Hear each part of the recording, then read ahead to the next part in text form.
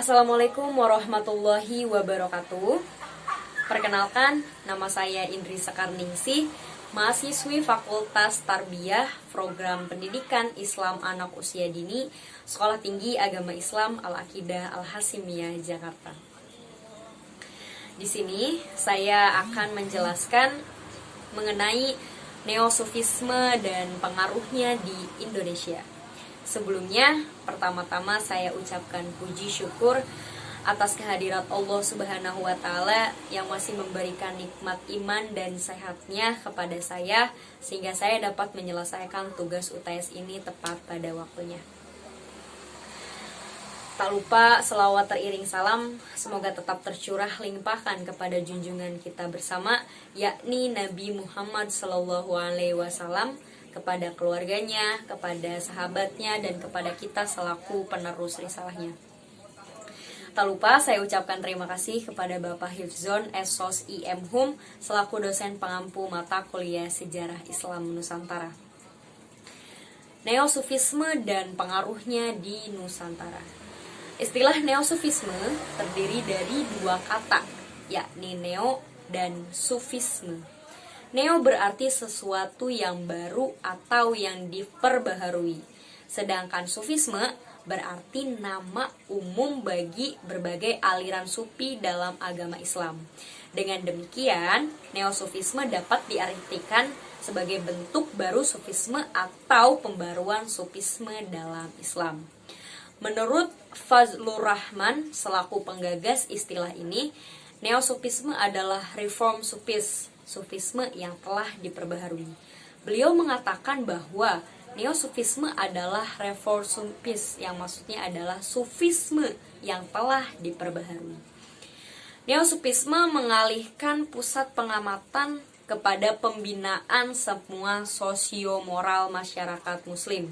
Sedangkan sufisme terdahulu didapati lebih bersifat individu dan hampir tidak melibatkan diri dalam hal-hal kemasyarakatan.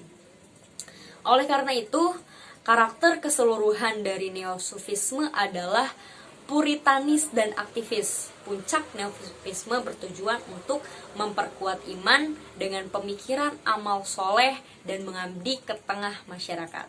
Dapat dikatakan bahwa yang disebut neosufisme itu tidak seluruhnya barang baru, namun lebih tepat dikatakan sebagai sufisme yang diaktualisasikan dalam kehidupan pribadi dan masyarakat sesuai dengan kondisi kekinian. Sementara itu, adapun latar belakang munculnya neosufisme adalah sebagai berikut. Yang pertama, adanya anggapan bahwa para sufi tidak peduli sama sekali dengan lingkungan, tidak peduli pada anak dan istri, tidak mau berumah tangga, dan sebagainya.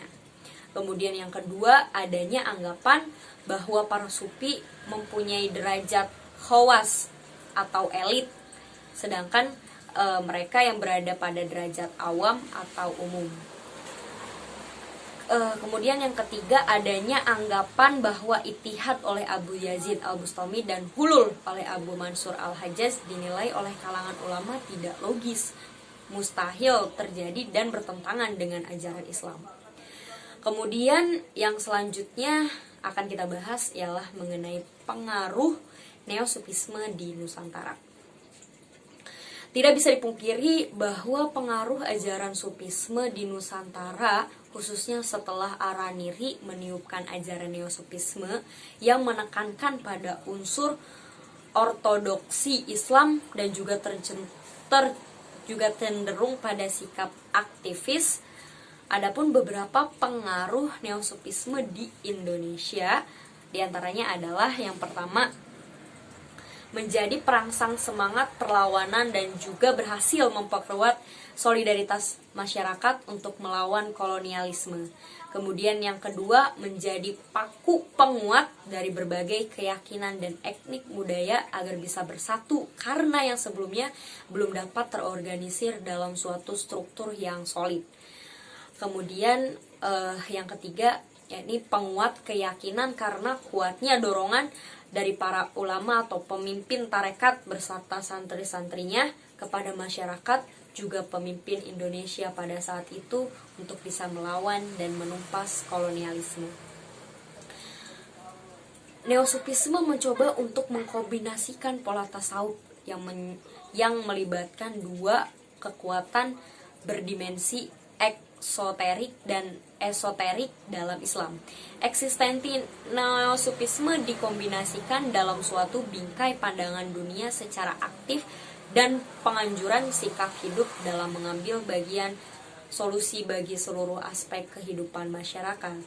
Dengan demikian, maka untuk masa sekarang tasawuf dituntut untuk mengarahkan orientasi dan melaksanakan tanggung jawab yang baru, yaitu menyempurnakan moral individual ke moral struktural sosial. Sufisme yang diwarnai oleh ortodoksi syariat tumbuh menjadi semakin mapan. Beberapa tarekat sufi kemudian melakukan orientasi pemikiran yang condong pada aktivisme keduniaan. Hal ini mendorong lahirnya gerakan anti kolonial di berbagai penjuru Nusantara. Islam pada akhirnya tumbuh sebagai sebuah kekuatan penggerak dalam usaha perjuangan kemerdekaan Indonesia. Mungkin cukup sekian yang bisa saya sampaikan mengenai neosufisme dan pengaruhnya di Indonesia. Kurang dan lebihnya mohon dimaafkan. Wabillahi taufik wal hidayah. Wassalamualaikum warahmatullahi wabarakatuh.